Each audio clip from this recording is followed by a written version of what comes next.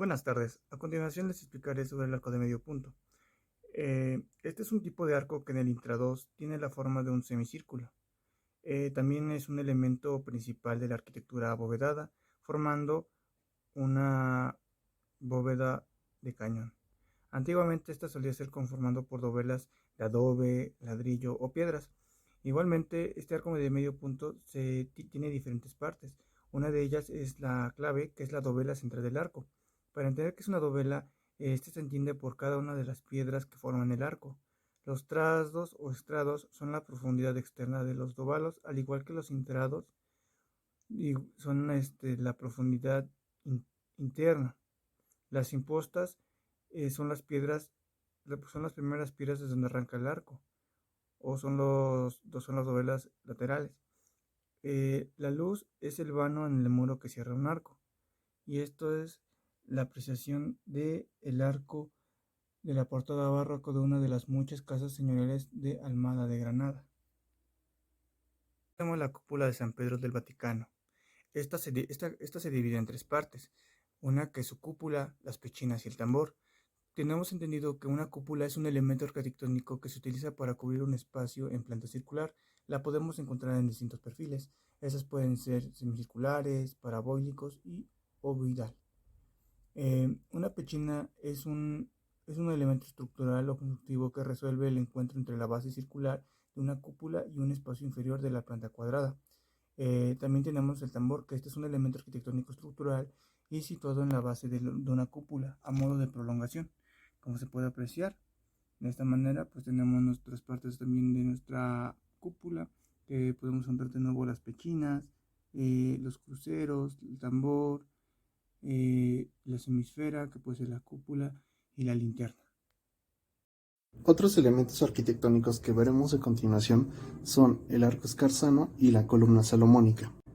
El arco escarzano, también conocido como arco corvado, es un tipo de arco rebajado que consiste en una sección circular que posee su centro por debajo de las impostas, que son saledizos para separar los diferentes pisos de un edificio. Su arco suele corresponder a la sexta parte de una circunferencia, es decir, 60 grados. En él se pueden observar su salmer, que es la primera piedra sobre las impostas, las dovelas y la clave, que es una dovela central que conforma el arco. Por otro lado, la columna salomónica revestida es una columna con fuste en forma helicoidal que se utilizó fundamentalmente en Europa y en América en la arquitectura barroca. Recibe su nombre por la creencia de la época en que así fueron las columnas del Templo de Salomón. Se muestran las tres secciones en las que se divide, las cuales son la basa, que es la parte inferior de la columna.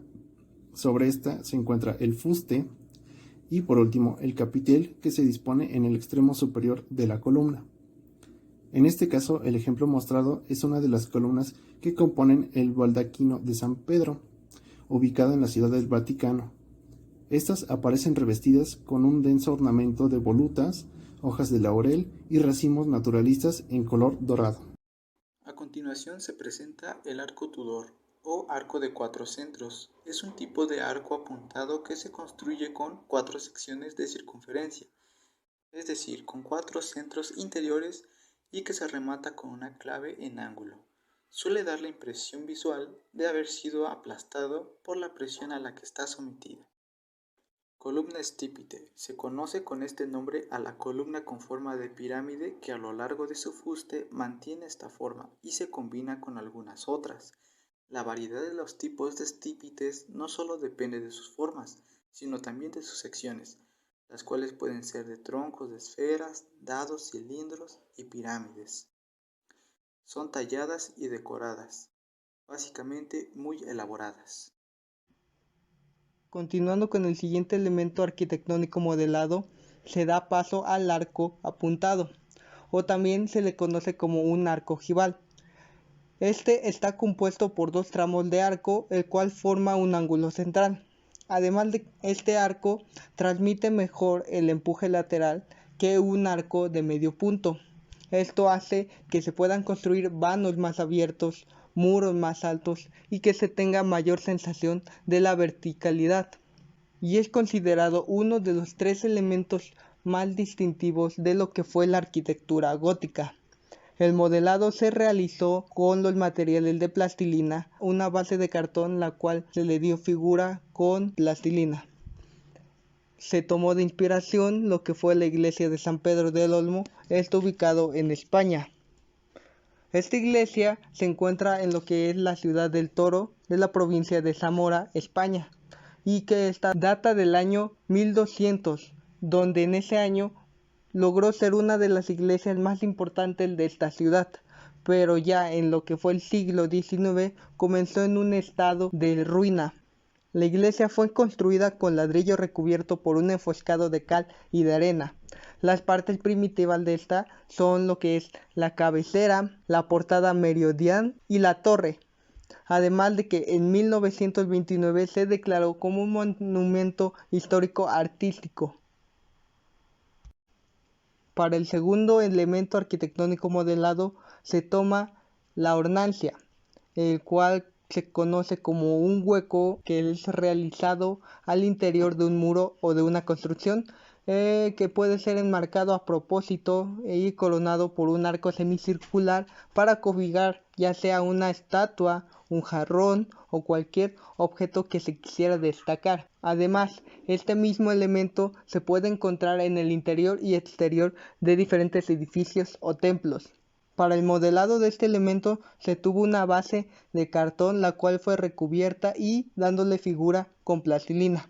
Para dar paso al modelado se inspiró en la hornacia de los puentes de Don Francisco, esto ubicado en España, donde se destacan de ambos puentes una gran hornacia la cual fue construida para albergar lo que fue una imagen de San Francisco, siendo de un estilo renacentista con sobria decoración e inscripción ilegible. En la actualidad ya no tiene esta imagen de San Francisco, solamente muestra las marcas las cuales eran los puntos de anclaje para esta misma. Además, en la parte superior derecha aparece la marca de quien construyó este elemento, el cual fue el portugués Pedro Gómez, esto siendo en el año de 1550. El arco carpanel se forma añadiendo pequeños arcos en los extremos con su centro en la línea de impostas. Esto es para conseguir en ellos una forma redonda. Este arco se caracteriza por ser formado por 3, 5, 7, etc. arcos de círculos trazados desde centros diferentes, cada uno con su centro y siempre en número. Tambor. En arquitectura se denomina tambor a un cuerpo geométrico vertical. Este generalmente se representa con forma de cilindro, su base es ancha y poca altura. Este mismo se levanta antes de la cúpula para darle a este mayor realce y altura. Y frecuentemente es aprovechada la construcción del tambor bajo la cúpula para situar en él grandes ventanas verticales. Un pilar es un elemento vertical en el cual, su principal función es soportar cargas que se encuentran sobre esta para después transmitirlas hasta llegar a la cimentación. En este caso me tocó un pilar compuesto, que un pilar compuesto es la unión de diferentes columnas o fustes o pilares, la unión de diversos de estos formando un núcleo prismático, o cilíndrico. Normalmente este tipo de pilares fueron muy característicos en la arquitectura romana y en la arquitectura gótica. El ejemplo que estoy mostrando aquí es un pilar compuesto del monasterio de Santa María de Palazuelos en España, que este edificio es una mezcla del gótico y el romántico. Este es otro ejemplo de un pilar compuesto. Como ya se mencionó, un pilar es un elemento vertical que ayuda a soportar cargas. Estos pilares, más que nada estos pilares compuestos llegaron a ser muy característicos de la arquitectura romántica y gótica. Otro ejemplo es este que se presenta aquí, que este es un pilar compuesto del Palacio de Gobierno de Tlaxcala, que el Palacio de Gobierno es un ejemplar del arte mudéjar y de la arquitectura barroca. Un arco herradura es un elemento arquitectónico Se podría decir que es un arco de medio punto, nada más que un arco más prolongado por la línea de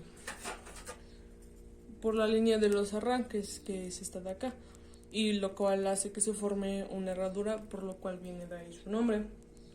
Este tipo de arco está muy relacionado con dos tipos de arquitectura, que es la árabe y la visigótica. La única diferencia entre estas dos arquitecturas, en estos dos estilos de arquitecturas, y en el cómo se representa este tipo de arco, es la forma en la que marcan sus dovelas, que una dovela es esta parte, que es la separación de un arco.